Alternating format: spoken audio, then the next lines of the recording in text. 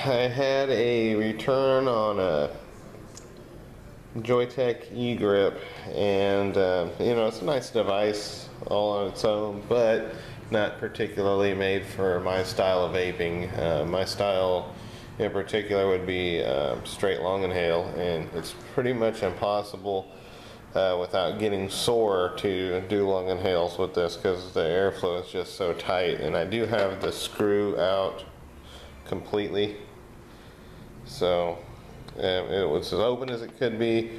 So I decided reluctantly, seeing as how the airflow there on the bottom is kind of close to where the coil screws in, to go ahead and drill that out. Just going with a half size.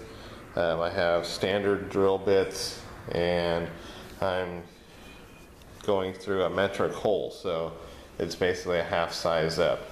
What am I going to use here on this hole here is 3/32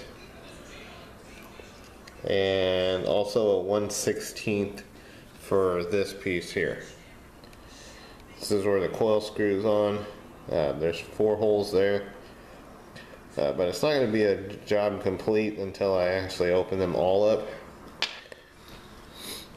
So again, for reference, the drill bits are 3/32 and 1/16. 3/32 for this hole and 1/16 for those holes.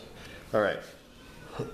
Now in theory this should be fairly easy to go straight down through there. It does go down a 1/2 to 3/4 of an inch, but there does seem to be like multiple layers, and I don't know if I can catch that on film. But in theory it should be easy enough without a drill press to just go right down through there, because there's already a good pilot hole there.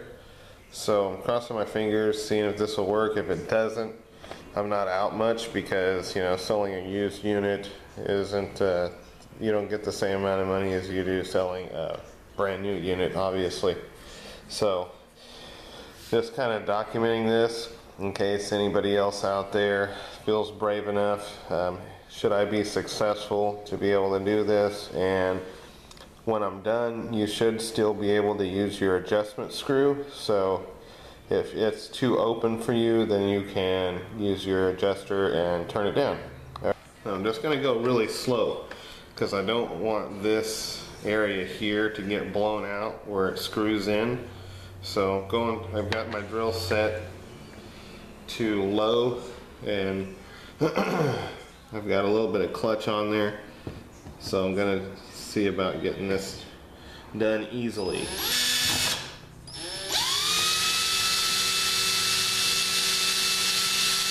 So I've gone through one layer now and it looks good so far. It's going through straight.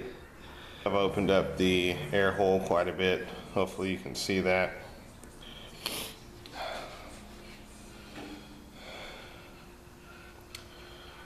And so far it doesn't look like I've caused any damage, so we're going to see eventually.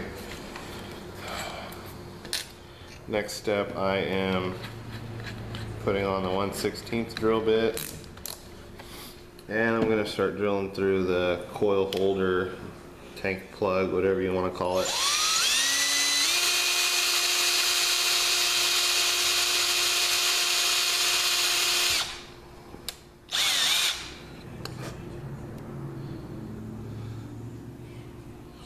Really close to the O-ring there, so 1/16 is definitely going to be the biggest that you can do on this side.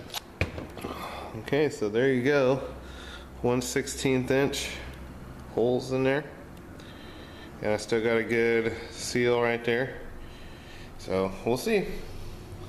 Okay, so now what I'm doing is just go clean everything out, and I'll fill it up and we'll check it out. Okay, so now my air intake hole from the drip tip side is just about the same size hole as the intake hole on the bottom side. It's pretty darn close. It is actually half a size smaller on the bottom right here than coming out the drip tip.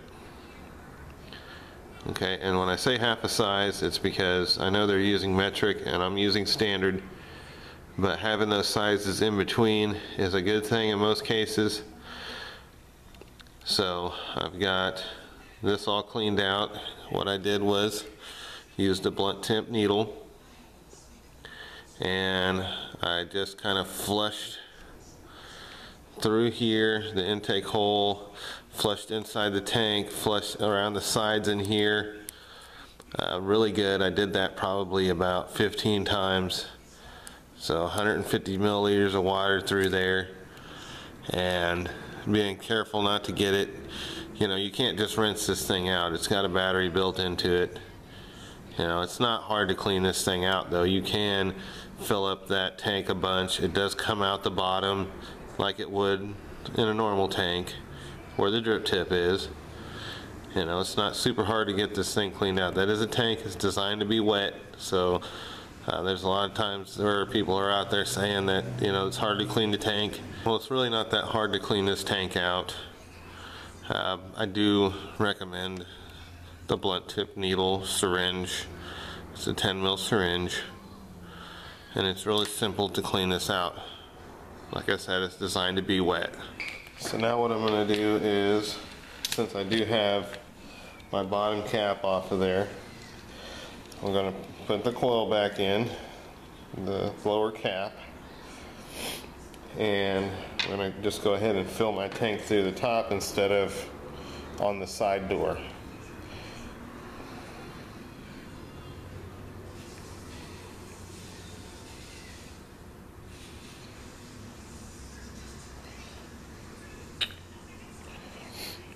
Got it up to the tube just like any normal tank, so that can be done as well. Obviously it's not as convenient when you're out and about, but since I had that off there already, I went ahead and filled it that way. Alright, so let's see what it vapes like.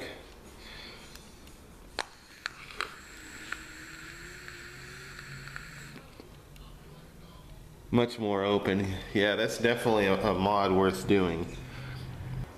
Okay, so I'm just kind of show you a little bit of vapor production. Obviously, for everybody that'll vary. I still can do, let me back up a little bit. I still can do a fairly restricted lung hit off of this, but you know, it's definitely a lot better. It seems so far to be a solid modification for the JoyTech Egrip.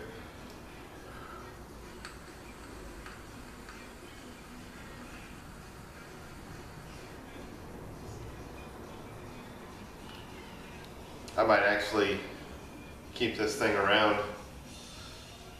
I might actually end up drilling that intake one more size, but I doubt it. If I have some metric ones, then maybe I would do it another half size. But you know, it's up to you if you want to try it. But this alone, you know, drilling out those, I think it's pretty much maximize the airflow in this. In my opinion, I still think it needs more, but hey, that's the brakes, you know. Not everybody likes that. Good thing about this one is though, is after you've modified it, you still can put the little screw back in there and tighten down the airflow. So you're not out anything by being able to open up the intake and getting more air in, because you can turn it back down. So it's just basically opening more possibility. Thanks for watching.